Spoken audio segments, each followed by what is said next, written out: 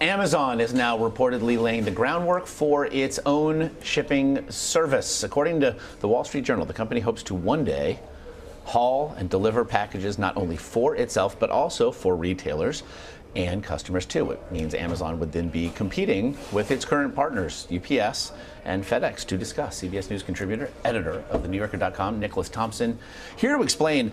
This is actually something that we've already touched on as the rise of Amazon really loomed on the horizon. It sounds like, for all the world, they're coming for you, UPS. They're coming for you, FedEx. Yeah, I don't think they want to put them out of business. And yet they would like to have them be sort of small, subservient partners to them. I mean, that's Amazon's ideal world, right? They would still like all the shipping capacity you can have. Right. They know that there is no future where we want our packages slower. We're always going to want our packages faster. The more people shipping, the better. They would also like to dominate the business. What is most interesting to me is the question of whether they will actually ship their competitors' packages, right? On the one hand, you think they would, right? You need a certain amount of scale to get this business off the ground. There aren't enough Amazon shipments. On the other hand, it's the day before Christmas. You have an Amazon box, you have a Walmart box. You're Jeff Bezos, you're driving the truck. Whose box are you going to deliver, and whose are you going to kind of drop on the side of the road, right? Did that fall? It creates an incredibly interesting conflict of interest. Then it also creates another potential problem. Let's say Amazon does this, and let's say, like a lot of things, Amazon's really good at it, and it reduces Amazon's costs. Yeah. Then Amazon is even cheaper than all its competitors because it has a huge advantage in shipping. And then it closes off its shipping business to everybody else. So then Amazon is able to drive even more people out of business, and Amazon is able to become even more of a monopoly, and then Amazon is able to jack up prices even more. Well, I was just going to say, really but then does Amazon pass that along to you? Yes, and me, the consumers. It does in the short run. In the long run, it takes it, right? So Amazon's strategy has always been to build scale, to build scale, to build scale, and to promise profits down the road. Right. We may be now finally at the stage where Amazon is generating profits. They've had 5 successive quarters of profits, which they've never done before, after many, many years of losing. So maybe they're generating their monopoly profits now. Who knows? Okay, so scale suggests infrastructure. Is it there to do this, even in theory? Well, it's very hard, right? So DHL tried to do this. DHL failed, right? This is a hard business to get into. I actually think FedEx, UPS, and the Postal Service are pretty darn good, right? Our packages arrive more or less when we want them to arrive. It's not like a pain point in my life at this point. But, you know, if anybody can do it, Amazon can probably do it. They have the data. They have all these PhDs sitting there studying exactly what you're going to order, when you're going to order it, and how to pack the truck. So, yeah. We're all going to be working, or at least having things delivered from them someday. All right, CBS News contributor Nick Thompson still with us to discuss something else that's, well, big. Facebook. Perhaps you've heard of it. Niche company. Next month, it is now launching a platform called Facebook at Work, made for businesses and those businesses' employees. We seem to be running into this place I like to think of as when we become nostalgic for things that have not yet happened.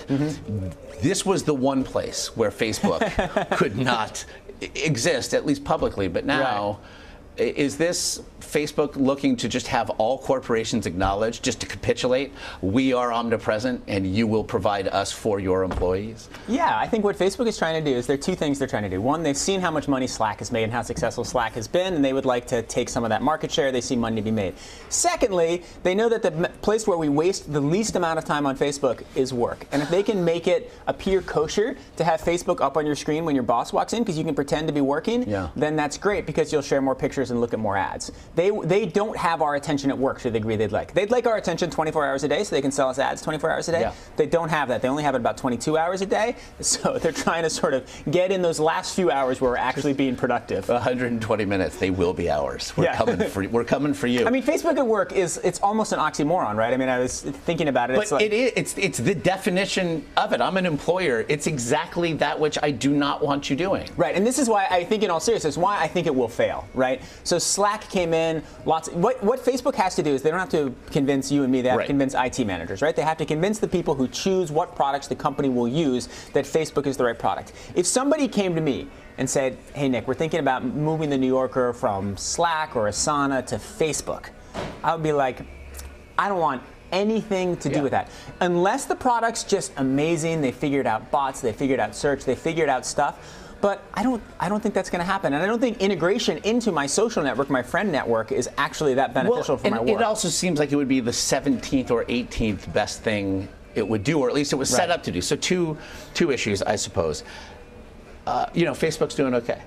So really, it seems what they have to lose here the loss would be an optical one. If they try it and it fails, again, this would be the first time we would have those two words, Facebook and fail, in the same sentence in a long time. I don't know. Facebook launches products all the time, right? They launch their Quora competitor. They launch their locations competitor. We don't pay a ton of attention to that. They launch their, not paying a ton of attention and having employers collectively say no thanks. We'd like our employees to actually be working. I think what Facebook is very good at not. We're just talking about Amazon, right? Yeah. So Amazon fails spectacularly, right? They say, we have a Fire Phone. We're going to put this on the homepage of Amazon. We are going to sell to you. And then we're going to sell to you for 99 cents. We're going to give the thing to you. And they can't get away, right? They fail just mammothly, massively. Facebook launches products all the time that fail, and we kind of forget about them. There's something really good about their PR strategy where we don't notice their failures as much. Okay. I suspect that a year from now, maybe we should put it in the calendar. A year from now, I'll come on and we'll talk about Facebook at work. Done. And neither you nor I will remember it. Done. And we'll, and we can do it wearing our Apple Watches. Yeah. Finally, security, a huge concern in this day and age. Let's say employers say, yep, all right, come on over, and then something cyber goes wrong. How big a concern is that? That's a huge concern, and this is a huge concern. I think it's actually a really interesting concern for Slack, right? Because Slack, you have all these conversations, and they're not encrypted. And the reason they're not encrypted is because so much of Slack's power is based on its search function. And once you start encrypting, you start making search harder, right? So Slack is really open for hacking and for some kind of corporate disaster. Nobody has done that, thank goodness. Let's hope it never happens. Are you inviting a foreign actor to No, and they may have Slack? incredible protections, right? And they may have different ways of noticing what's happening, and companies may have set it up perfectly. But there is a real risk that some internal conversation, for example, people at CBS right now talking about like guests on air, right? You can imagine just thousands of things at every company where you evaluate your employees. That could get out on the public and could cause all kinds of trouble. And you think it's in a private channel, but it's actually being stored for all kinds of reasons. So yes, these kind of workplace communications are just at the same risk as emails, and we've certainly seen the damage that can do. I'm sure all those internal conversations are simply about just how singular this appearance has been by you. Nick Thompson. I certainly hope so, Josh. I think we've had some common ground this time. maybe we can try that. Yes. Common ground with Nick Thompson.